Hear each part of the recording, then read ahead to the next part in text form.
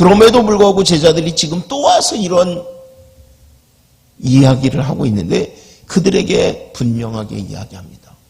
그리고 그 일에 너희들이 증인이다. 그 일을 증언할 것이 바로 너희들이다.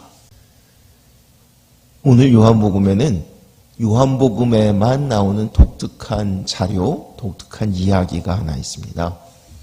그래서 뭐냐면 예수님이 직접 세례를 베푸셨다는 거예요. 22절. 그 후에 예수께서 제자들과 유대 땅으로 가서 거기에 함께 유하시며 세례를 베푸시더라. 예수님이 제자들과 함께 유대 땅으로 가서 거기서 세례를 베푸셨대요. 이 이야기는 신학적으로 많은 논쟁이 되는 이야기예요. 자, 바로 뒤에 4장 2절에 이런 말씀이 있습니다. 예수께서 친히 세례를 베푸신 것이 아니요 제자들이 베푼 것이라. 응? 바로 앞에 지금 3장에는 예수님이 세례를 베푸셨다라고 얘기하는데 4장 2절에는 예수님이 베푸신 것이 아니라 제자들이 베풀었다고 얘기를 해요. 어느 게 진짜 맞는 말일까요? 그리고 왜 이렇게 이것이 문제가 될까요? 자, 먼저 4장 2절은 가로를 치고 나와요.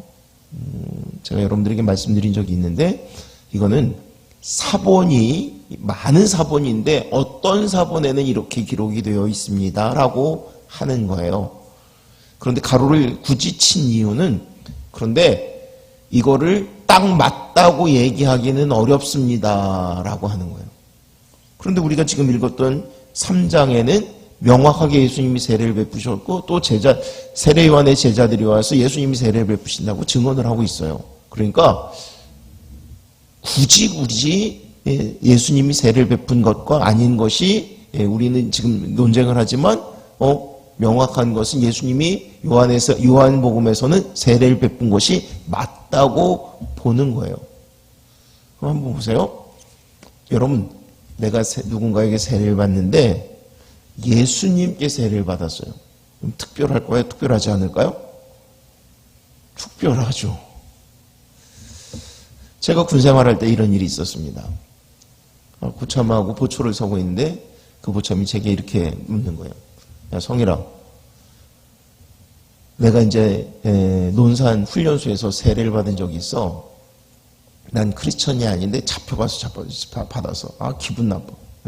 옛날에는 무작위로 이렇게 군인들을 세례를 준 적이 있었습니다. 지금은 아닌 걸로 알고 있습니다. 아무튼 그렇게 잡혀가서 세례를 받는데 한경직 목사님한테 세례를 받으셨대요. 근데 저한테 이런 거, 야, 너 한경직 목사님 알아? 예. 야, 그분 대단한 분이지. 그래서 왜요? 그랬더니 세례를 받는데 뭔가 찌릿찌릿했대요. 여러분, 한경직 목사님한테 세례를 받아도 찌릿찌릿하고 대단한데 예수님께 세례를 받으면 어떨까요? 그런데요, 그럼 예수님을 만나거나 예수님을 만진 사람은 전부 다 바뀌었을까요? 성경에도 그렇지 않은 사람이 오히려 더 많이 나옵니다. 중요한 건 이겁니다. 여러분, 예수님이 직접 세례를 베푸시던 제자들이 세례를 베풀던 제자들이 자기의 이름으로 세례를 베푸는 게 아니에요. 여러분들이 안성일 목사에게 세례를 받았다라고 얘기하시겠지만 저는 집례자고요. 정확하게는 여러분들도 예수님의 이름으로 세례를 받은 겁니다. 뭐라 그래요? 성부와 성자와 성령의 이름으로 세례를 베푸노라 그러죠. 여러분들 하나님의 권위에 하나님의 그 능력으로 덧입어서 세례를 받으신 것이지 제 어떤 명예나 제 이름으로 여러분들에게 세례를 베푸는 것이 아닙니다.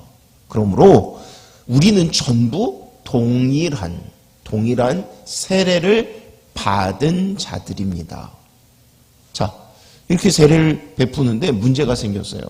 그게 뭐냐면 26절 그들이 요한에게 가서 이르되 랍비여 선생님과 함께 요단강 저편에 있던 이 곧 선생님이 증언하시던 이가 세례를 베풀매 사람이 다 그에게로 가더이다. 세례 요한의 제자들이 세례 요한에게 가서 말하는 거예요. 뭐라 그러면 그분 있잖아요. 그분 세례 선생님이 계속 말씀하시던 그분이 세례를 베푸니까 사람들이 전부 그쪽으로 가요. 오늘 성경에는 다 글로 가더이다. 왜 이런 얘기를 해요? 자존심 상해서. 아니 옛날에는 광야에서 자기 선생님이 세례를 베풀 때 수많은 사람들이 광야로 몰려 나왔었는데 지금은 그 많던 사람들이 다 예수님께 가는 것 같아요. 그러니까 대책을 세워야 될 것 같아요. 아니 왜 가만히 계세요?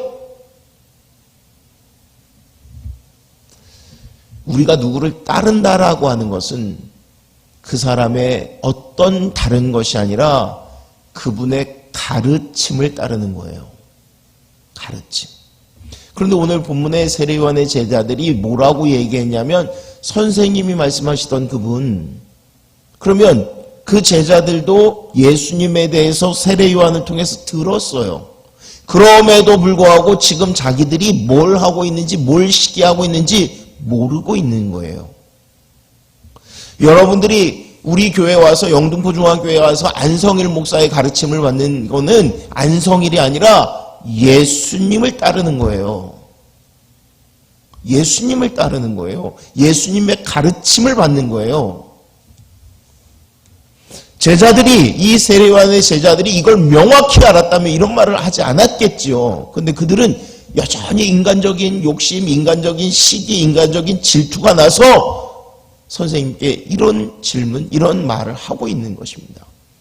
그런데 세례 요한이 얘기합니다. 세례 요한이 분명하게 얘기해요. 28절 내가 말한 바 나는 그리스도가 아니요 그의 앞에 보내심을 받은 자라고 한 것을 증언할 자는 너희니라. 내가 말한 바 나는 그리스도가 아니요 그 앞에 보내심을 받은 자, 그것에 대해서 증언할 자가 바로 너희들이라고 얘기해요. 세례 요한은 수없이 가르쳤던 것 같아요.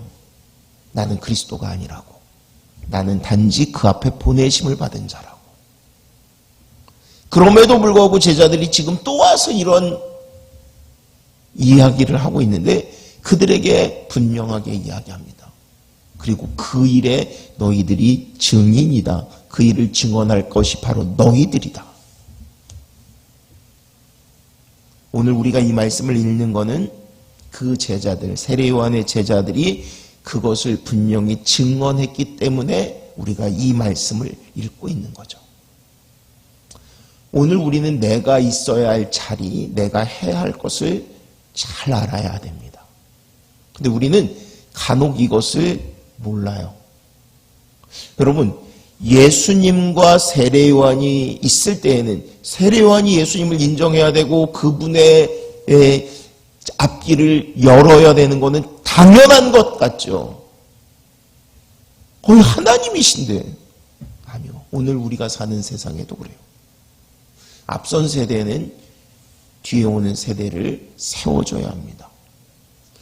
여러분, 우리 영등포 중앙교회의 소망은 뭐냐면 여러분들 모두가 다 하나님이 원하시는 그러한 모습으로 성장하는 거예요.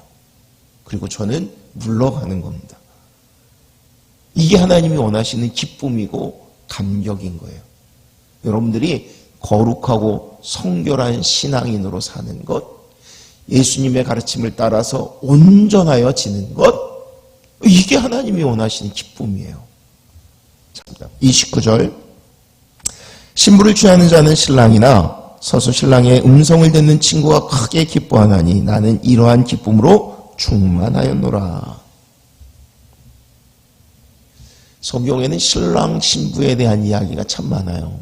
왜 그러냐면 이 비유가 그리스도와 교회, 신랑과 신부의 비유로 나오기 때문에 그렇습니다. 자, 신부를 취하는 자는 누구예요? 신랑입니다. 그런데 그 신랑과 더불어서 신랑 곁에 있는 신랑 친구들도 함께 기뻐해요. 기쁨이 다르죠. 근데 만약에 있어서는 안 될, 말도 안 되는 신랑의 친구들이 신랑이 취하는 기쁨, 다시 말하면 신부를 취한다면 말도 안 되죠. 그럼 이거는 잔치가 아니라 아수라장이 되겠죠. 신랑의 친구는 무엇을 기뻐해야 되냐면 신랑과 신부의 이 결혼을, 친구의 기쁨을 옆에서 박수 쳐주고 축하해 주는 것이 마땅한 그의 역할입니다. 오늘 우리는 내가 있어야 할 자리, 내가 해야 할 것을 명확하게 알아야 돼요. 하나님이 우리에게 주신 기쁨은 그럼 이거는 작은 것 또는 좀 나쁜 것, 초라한 것일까요? 아니요.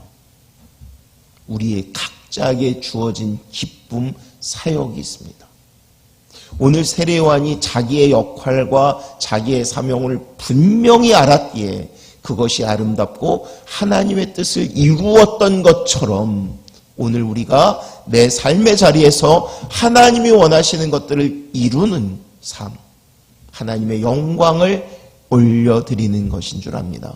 오늘도 주께서 원하시는 것, 하나님이 기뻐하시는 것들을 쫓아 사는 저와 여러분 되시기를 주의 이름으로 축원합니다.